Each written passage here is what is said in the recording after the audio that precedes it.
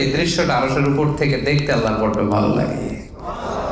এখন আল্লাহ ভালো লাগতেছে, এখনই দোয়া করার চান্স নিতে হবে, ঠিক না? যা লাগবে চাও। কার পাপের বোঝা আছে লম্বা বড়, ক্ষমা লাগবে, আমার কাছে ক্ষমা চা, আমি ক্ষমা করে দেবো।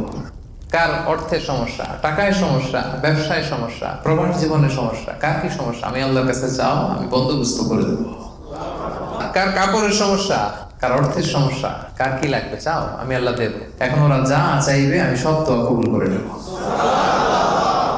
প্রতিদিন এই রমাদানের রাতে আল্লাহর পক্ষ থেকে একজন স্পেশাল ফেরেশতা আমাদের ডাকতে থাকে, ইউনাদি ফি কুল্লি লাইলা ইয়া বাগি আল খাইরি আকবিল, হে কল্যাণের পথের যাত্রী আকবিল, প্রসিড, আরো ভালো কাজ করো, আরো কিয়ামুল লাইল করো, আরো সাদাকা, আরো নেক কাজ, আরো তারাবি, আরো কোরআন তেলাওয়াত, আরো করো, আরো আগাও। ডাকতেই থাকে। আবার সে বলে ইয়া বাগি শাররি আকসির, হে পাপের পথের যাত্রী স্টপ স্টপ, অনেক হয়েছে, আর না, থামো। এটা পাপ কামানোর মাস নয়, এটা গুনাহ কামানোর মাস নয়, এটা অফারের মাস। এবং রাসূলুল্লাহ সাল্লাল্লাহু আলাইহি ওয়াসাল্লাম তিনি ওয়ার্নিং দিয়েছেন।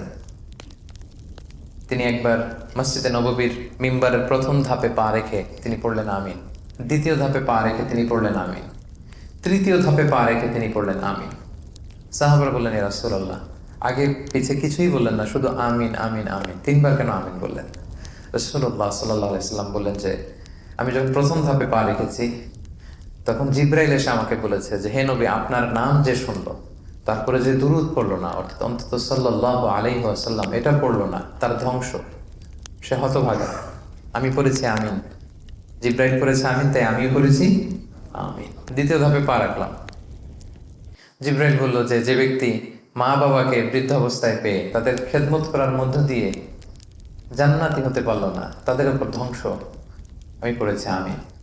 রাসূলুল্লাহ সাল্লাল্লাহু আলাইহি ওয়াসাল্লাম মিম্বারের তৃতীয় ধাপে পা রেখে তখন জিবরাইল ইসলাম বললেন যে রমাদান পাওয়ার পরে যে রমাদানে ইবাদত করার মধ্য দিয়ে নিজের গুনাহ ক্ষমা করিয়ে নিতে পারলো না, জান্নাতীদের অন্তর্ভুক্ত হতে পারলো না, তাদের উপর ধ্বংস। রাসূল সাল্লাল্লাহু আলাইহি ওয়াসাল্লাম বললেন আমি পড়েছি আমিন। তো দেখেন কত ভয়ঙ্কর ওয়ার্নিং। রমাদান যে পেল কিন্তু নিজের গুনাহ ক্ষমা করাতে পারলো না, তাদের ধ্বংস। এই ধ্বংসের পক্ষে আমিন বলেছে কে? রাসূলুল্লাহ সাল্লাল্লাহু আলাইহি ওয়াসাল্লাম। সো আমরা যেন সেই হতভাগাদের অন্তর্ভুক্ত না হই। সম্মানিত ভাইরা, আমরা যেন এই বরকতের মাসে আমরা যেন লুজার না হই, আমরা যেন গেইনার হই। কিছু সময় যেন আমরা কোরআন তেলাওয়াত করি, কিছু সময় যেন আমরা কিয়ামুল লাইল করি, কিছু সময় যেন আমরা দোয়া করি। এবং কোরআনের জন্যই এত বরকত। কোরআনের সাথে যারাই লাগবে তাদের মর্যাদা বাড়িয়ে দিবে কে? আল্লাহ বাড়িয়ে দিবেন। একটু খেয়াল করে দেখেন, এই কোরআনকে যে ফেরেশতা হেরা গুহাতে রাসূলুল্লাহ সাল্লাল্লাহু আলাইহি ওয়াসাল্লামের কাছে নিয়ে এসেছিল, ফেরেশতার নাম কি বলেন? জিবরাইল আলাইহিস সালাম। দেখেন, উনি কোরআন নিয়ে আসার কারণে উনি সর্বশ্রেষ্ঠ ফেরেশতা। সবচেয়ে শ্রেষ্ঠ ফেরেশতার নাম কি জানেন? জিবরাইল। উনি কিন্তু leader of the all angels, সর্বশ্রেষ্ঠ ফেরেশতা। কোরআন নিয়ে উনি আসছে বিদায় উনি শ্রেষ্ঠ ফেরেশতা। এবং রাসূলুল্লাহ সাল্লাল্লাহু আলাইহি ওয়াসাল্লাম, ওনার কাছে কোরআন নাজিল হওয়ার কারণে উনি বিশ্ব নবী, শ্রেষ্ঠ নবী, ওনার চেয়ে শ্রেষ্ঠ কেউ নাই। এই 12 মাসের মধ্যে রমাদানে কোরআন নাজিল হওয়ার কারণে রমজান হয়েছে শ্রেষ্ঠ মাস, leader of the all months. আবার এই রমজানের 29 বা 30টা রাতের মধ্যে কদরের রাতে কোরআন নাজিল হওয়ার কারণে কদরের রাত হয়ে গিয়েছে শ্রেষ্ঠ রাত। তেমনি আমাদের মধ্যেও আমরা যারা কোরআনের সাথে সম্পর্ক জুড়ে দেব, বেশি বেশি কোরআন পড়বো, কোরআনের মাহফিলে উপস্থিত হব, কোরআনের পক্ষে থাকবো, কোরআনের আন্দোলন করব, আমাদেরকেও এরকম মর্যাদার চেয়ারে বসাই দিবে কে? এই জন্য রমাদানে আমরা যেন আমাদের কোরআনের সাথে সম্পর্কটা বাড়াই। এই যে এত এত অফার, এগুলো দিয়ে মূলত আল্লাহ তাআলা আপনাদেরকে কাছে টেনে নিতে চান। কি করতে চান? কাছে টেনে নিতে চান। কি করে আমরা আমাদের রবের আরো কাছে যেতে পারি? উনি কিন্তু দূরে না। আল্লাহ তাআলা কি আমাদের থেকে দূরে না কাছে? আমি যে আয়াত দিয়ে আজকে আমার আলোচনা শুরু করেছি, ওয়া ইযা সাআলাকা ইবাদি আন্নী ফাইন্নী করিব।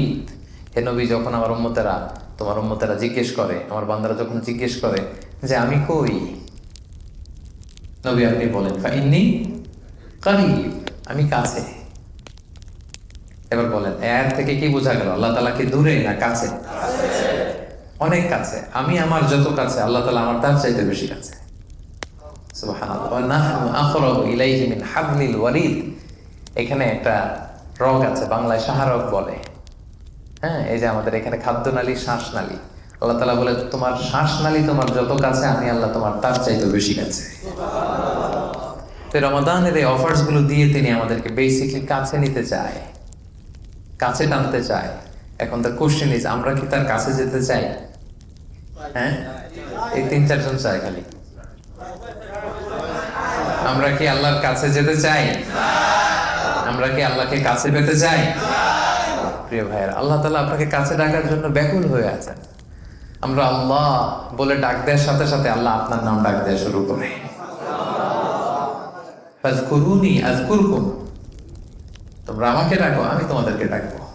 ওয়াশকুরুলি ওয়ালা তাকফুরুন, আমার শুকরগুজার হও, অকৃতজ্ঞ হইও না। হাদিসে কুদসিতে আছে, খেয়াল করে শুনুন, হাদিসটা খুব ইন্টারেস্টিং, যে আমরা আল্লাহরে ডাক দিলে যে আল্লাহ ডাকে সাড়া দেয় তার দলিল। আল্লাহ বলেন, ফাইন যাকারানি ফি নাফসি যাকারতুহু ফি নাফসি, আমার কোনো বান্দা যদি আমারে একা একা ডাকে, আমিও তারে একা একা ডাকি। আপনি যদি একা একা আল্লাহকে স্মরণ করেন, আল্লাহ তাআলা আপনাকে একা একা স্মরণ করে পার্সোনালি। ওয়া ইন যাকারানি ফি মালাইন যাকারতুহু ফি মালাইন খায়রিন মিনহু, আর কোন সমাবেশে, প্রোগ্রামে যদি আমার বান্দা আমাকে স্মরণ করে, আমি তার চাইতেও শ্রেষ্ঠ প্রোগ্রাম আরো সে ফেরেশতাদেরকে নিয়ে করে সেখানে আমার বান্দারে স্মরণ করি। আজকে এখানে কি আমরা একা একা আল্লাহরে ডাকতেছি? হ্যাঁ, সবাইকে নিয়ে ডাকতেছি না?